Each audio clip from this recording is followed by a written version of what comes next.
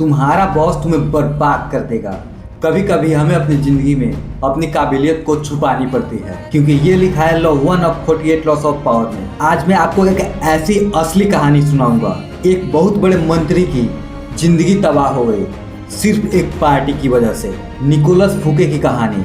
बात है 1661 की।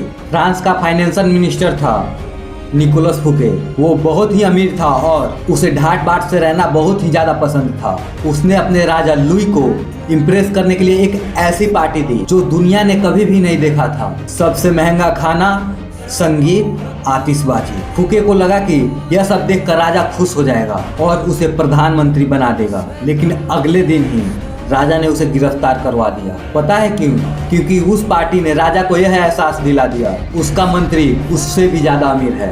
राजा की इनसिक्योरिटी जाग गई और उसने फूके को उम्र कैद की सजा दे दी। फूके ने वही गलती की जो आज के बहुत सारे लोग करते हैं, अपने मास्टर से ज्यादा चमकना। कभी ना कभी तुमने भी अपनी लाइफ में ये नोटिस किया होगा, जब तुम अपने बॉस से बेहतर काम करते हो तारीफ तो मिलती है, लेकिन उसके बाद सब कुछ बदल जाता है। वो इंसान जो तुम्हें गाइड करता था अब वो तुम्हें कम गाइड करेगा। अब तारीफ की जगह ताने मिलने लगेंगे। हर छोटे काम में गलतियां ढूंढने लगेगा। छोटी छोटी गलतियों पर गुस्सा करने लगेगा और अचानक तुम्हें रिप्लेस कर देगा। क्यों? क्योंकि तुमने वो गलती की जो दुनिया के ज्यादातर काबिल इंसान करते हैं। अगर तुम अपने बॉस से ज्यादा चमक गए, लॉ 1 कहता है नेवर आउटशाइन द मास्टर, यानी कि कभी भी अपने बॉस, अपने गुरु, अपने मालिक को पीछे मत छोड़ो। हमेशा तुम उसके साथ चलो जब तक तुम खुद बॉस नहीं बन जाते।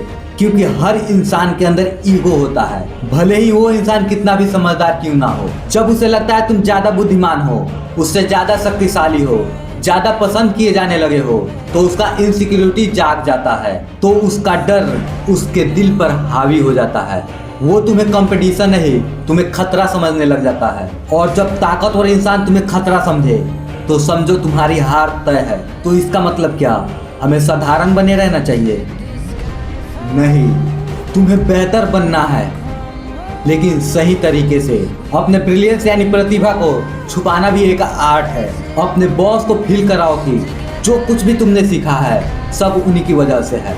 उनके सामने अपनी रोशनी थोड़ा मंद रखो ताकि उनकी रोशनी फीकी ना लगे, क्योंकि जब वो सुरक्षित महसूस करेगा तो तुम्हें भी आगे बढ़ने का मौका मिलेगा, वरना पीछे ही रह जाओगे। याद रखो, दुनिया में सब कुछ स्किल से नहीं चलता, कभी कभी सर्वाइवल इमोशन से भी चलता है।